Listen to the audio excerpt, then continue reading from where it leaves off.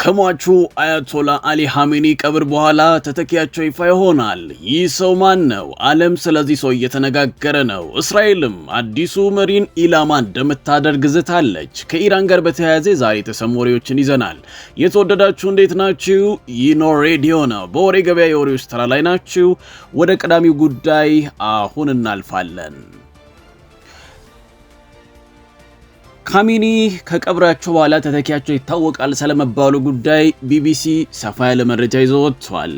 የኢራኑ ጠቅላይ መሪ አያቶላ አሊ ኻሜኒ ቀብር ስነ ስርዓት ዛሬ መከናወን የሚጀምር ሲሆን የሚተካቸው አዲስ መሪ ግብዓተ መሬታቸውን ተከትሎ ይፋ እንደሚደረግ የሀገሪቷ መንግስት መገናኛ ብዙሃን እየዘገቡ ይገኛሉ። ምርጫውን የሚያከናውነው ምክር ቤት ጽህፈት ቤቶችም ጥቃት እንደተፈጸመባቸው ሲዘገብ እስራኤልም ለደህንነቷ ስጋት ሆኖ የሚቀጥል መሪ ከተመረጠ እርምጃ እንደምትወስድ አስታውቃለች። የጠቅላይ መሪው ቀብር ስነ ስርዓት 3 ቀናት እንደሚወስድና ከቀብሩ በኋላ የኢስላማዊ ሪፐብሊክ መሪ የሚሰየሙት መንፈሳዊና ፖለቲካዊ ስልጣን ያላቸው መሪዎች በአካል ተሰብስቦ ምርጫውን እንደሚያከናውኑ ፋርስ የተባለው የዜና ወኪል ምንጮቹን ጠቅሶ ዘግቧል። ምርጫውን የሚያካሂደው ምክር ቤት አባላት ለአሜሪካና እስራኤል እንዳይጋለጡ አስፈላጊ የሆነው የደህንነት ጥበቃ እርምጃዎች በከፍተኛ ደረጃ መወሰዱን ዘገባዎች እየጠቀሙ ነው። ነገር ግን ቁም በምትባል ከተማ የሚገኝ የከፍተኛ ባለስልጣናቱ ጉባኤ አባላት ጽህፈት ቤት ባሳለፍነው ማክሰኞ እንዲሁም ቴህራን ውስጥ ስብሰባ የሚያደርጉበት ቦታ ዛሬ በእስራኤልና በአሜሪካ ጥቃት እንደተፈጸመበት ቢቢሲ ፐርሺያ ዘግቧል። የአያቶላ ኻሜኒ ቀብር በትክክል የት እንደሚካሄድ እስካሁን ያልተገለጸ ሲሆን የኢራን መገናኛ ብዙሃን ግን ማሻድ በምትባል ከተማ ውስጥ በሚገኘው 8ኛው የሺዓ ኢማም የእምነት ስፍራ ሊሆን እንደሚችል እየዘገቡ ነው። የኢራን ኢስላማዊ ሪፐብሊክ 3ኛው ጠቅላይ መሪ ማን እንደሚሆን እየተጠበቀ ባለበት በአሁኑ ወቅት ኒውዮርክ ታይምስ የኢራን ባለስልጣናትን ጠቅሶ የሟቹ መሪ ልጅ ሙጅተባ ኻሜኒ አዲሱ መሪ እንደሚሆን ከስምምነት ላይ መደረሱንና ይፋ እንደሚደረግም ነው የዘገበው። ፋርስ ዜና ወኪል ከኻሜኒ ቀብር በኋላ የመሪው ማንነት ይፋ እንደሚደረግና የሹመት ስነ ስርዓቱ በሚቀጥለው ሳምንት እንደሚሆን ገልጿል። ይህ በእንዲህ እንዳለ የእስራኤል የመከላከያ ሚኒስትር ኢዝራኤል ካትዝ ለሀገራቸው ጠላት የሆነ የትኛውም ተተኪ ቢመጣ ኢላማቸው እንደሚሆን ተናግረዋል። እስራኤልን የማጥፋት እቅድን የሚቀጥል አሜሪካን ላይ የሚዝት የኢራንን ሕዝብ የሚጨቆን የትኛውም ተተኪ በማያጠራጥር ሁኔታ ለመደምሰስ ኢላማችን ይሆናልም ብለዋል የመከላከያ ሚኒስተሩ። አሜሪካና እስራኤል የካቲት 21 2018 በኢራን ላይ በከፈቱት ጥቃት የሀገሪቷን ጠቅላይ መሪ ጨምሮ በርካታ ፖለቲካዊና ወታደራዊ ባለስልጣናት ተገድለዋል። በዚህ ጉዳይ ላይ እንግዲህ የተለያዩ ሰዎች መላምቶቻቸውን ሲያስቀምጡ ነበር።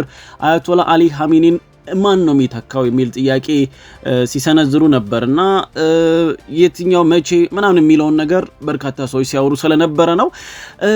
ከልጃቸው ጋር በተያያዘ ግን ቢቢሲ ከቀናት በፊት ይዞ በወጣው ዘገባ መሰረት ልጃቸው ሊተካ ይችላል ወይ የሚል ጥያቄ ጠይቆ ነበርና ላለፉት 2 አስርት ዓመታት ተደማጭነት ያለውና ብዙ ጊዜ ከጀርባቸው እንደነበር የሚገለጸው ሙጅተባ ኻሜኒ አባቱን ሊተካ ይችላል በሚል የመገናኛ ብዙሃን ትኩረትን ስቦ ቆይቷል።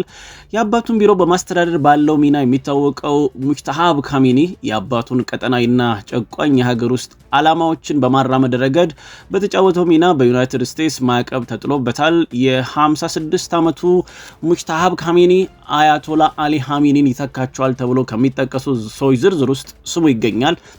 በተለይ ከፕሬዝዳንት ራይሲ ሞት በኋላ ከፊት ካሉ እጩዎች መካከል አንዱ እንደሆነ ነው በተለያየ ጊዜ ወጡ ዘገባዎች የሚያመላክቱት። ነገር ግን አባቱ ከተገደሉ በኋላ ባለቤቱም ከሞቱት ሰዎች መካከል አንዷ መሆኗ ቢገለጽም የእርሱ ሁኔታ ግን እስካሁን ድረስ ግልጽ አይደለም። ከዚህ ቀደም አያቶላ አሊ ኻሜኒ አያቶላ ኻሜኒም ሆኖ አያቶላ ኻሜኒ በዘር የሚወረስ ስልጣንን ይተቹ ነበር። በዚህም የተነሳ ኻሜኒ ልጃቸውን እንደሚተካቸው የሚቀርበውን ሀሳብ አጥብቀው ውድቅ ሲያደርጉ ቆይተዋል ማለት ነው። ምናልባት ልጃቸው ካልተመረጠ ማን ሊመረጥ ይችላል በሚልም መላምቶች ተቀምጧል። ከቅርብ ዓመታት ወዲህ ከወግ አጥባቂም ሆነ ከለዘብተኛ ወገን ያሉ ፖለቲከኞች ወደ ጎን ገሸሽ ተደርገው ነበር። ከነዚህ መካከል የፍትህ ሚኒስተሩ ሳዲቅ አሙሊ ራጃኒ እንዲሁም የቀድሞ ፕሬዝዳንት ሐሰን ሮሃኒ ይገኙበታል። የባለሙያዎች ጉባኤ አባል የሆኑ የተወሰኑ ሰዎች ጠቅላይ መሪውን ይተካሉ ተብሎም በእጩነት ከቀረቡ ሰዎች መካከል ናቸው።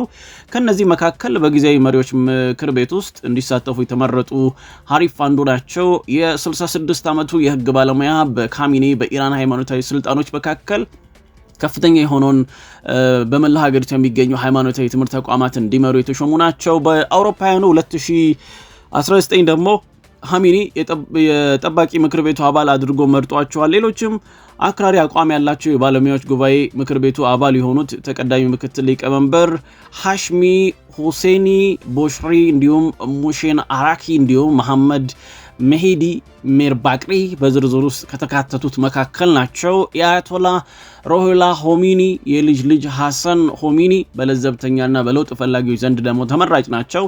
ሃይማኖታዊ እውቀት እንዲሁም የቤተሰብ ታሪክ በመራጮች ዘንድ ሚዛኑን ሊደፋ ቢችልም ፖለቲካዊ ልምዱና ያሉት ጠንካራ ተቀናቃኞች ግን የመመረጥ እድሉን ይቀንሱታል እየተባለ ይገኛል። እነዚህ ናቸው። ግን ደግሞ ቀደም ሲል እንደተባለው ልጃቸው የሚተካበት መንገድ በጣም ሰፊ ነው፣ ተተኪው እሱ ነው የሚል ዘገባ ነው እንግዲህ እየወጡ የሚገኙት። ይህንንም አስመልክቶ ዓለም ስለዚህ ሰው ማን ነው የሚል ጥያቄ እየጠየቀ ይገኛል። እኛም እንግዲህ እሱ እንደተመረጠ ነው የተለያዩ መረጃዎች ላይ የተመለከትነው። ስለዚህ ኻሜኒ ቀብር በኋላ ይፋም የሆነውን መረጃ እንነግራቸዋለን። አሁን ባሉ ሁኔታ ግን እሱ እንደሆነ ተተኪው እሱ እንደሆነ የታወቀበት ዘገባ ይገኝበታል። ሌላው ዛሬ ከኢራን ጋር በተያያዙ የተሰሙ ጉዳዮችን ብንነግራችሁ መልካም ነው። እዚህ ጋር ከእስራኤል ጋር ግንኙነት አላቸው የተባሉት የቀድሞው የኢራን የስለላ ኃላፊ በቁጥጥር ስር ውለዋል። ኢራን የቀድሞውን የኢስላማዊ አብዮታዊ ዘብ ኃይል የስለላ ኃላፊ ሁሴን ታኢቭን ከእስራኤሉ የስለላ ተቋም ሞሳድ ጋር ግንኙነት አላቸው በሚል ወንጀል በቁጥጥር ስር መዋላቸው ተዘግቧል። ለከፍተኛ የደህንነት ባለስልጣን መታሰር ደግሞ እንደ ምክንያት የተጠቀሰው በቅርቡ አሜሪካና እስራኤል በኢራን ላይ ጥቃት ከመፈጸማቸው 20 ደቂቃዎች ቀደም ብሎ ሁሴን ታኢቭ ከሀገሪቱ ጠቅላይ መሪ አሊ ኻሜኒ ጋር የነበራቸውን ስብሰባ ታመም ያለው በሚል ምክንያት በድንገት አቋርጦ መውጣታቸው ነው። ይህ ድርጊታቸው ስለ ጥቃቱ አስቀድሞ መረጃ እንደነበራቸውና ከጠላቶቻቸው ጋርም ሳይተባበሩ እንዳልቀረ ከፍተኛ ጥርጣሬን ፈጥሯል። ሁሴን ታኢቭ ለረጅም ዓመታት የኢራንን የስለላ መዋቅር ሲመሩ የቆዩ ተጽዕኖ ፈጣሪ ሰው ነበሩ ሲል ደግሞ የዘገበው አይሪሽ ታይምስ እና ኢራን ኢንተርናሽናል የተባሉ ሚዲያዎች ናቸው። በጣም ይገርማል እንግዲህ እንደዚህ አይነት የጦርነት የውድመት አጋጣሚዎች ላይ እንደዚህ አይነት ሰዎች አይጠፉም። ስለዚህ ይህም ጉዳይ እንደ ጉዳይ ዛሬ ዓለም ሲነጋገርበት የዋለ ጉዳይ ነው። ሌላው የአሜሪካው ፕሬዝዳንት ዶናልድ ትራምፕ ከፖለቲኮ ጋር በነበራቸው ቆይታ ላይ የኢራን የዓለም ዋንጫ ተሳትፎ ግድ የሚሰጣቸው ጉዳይ እንዳልሆነ ተናግረዋል። ኢራን ለ2026 የዓለም ዋንጫ የተሳትፎ ትኬት የቆረጠች የመጀመሪያ ሀገር ብትሆንም በዚህ ሳምንት በአትላንታ በተካሄደው የፊፋ ተሳታፊ ሀገራት የዝግጅት ስብሰባ ላይ ያልተሳተፈች ብቸኛው ሀገር ነበረች።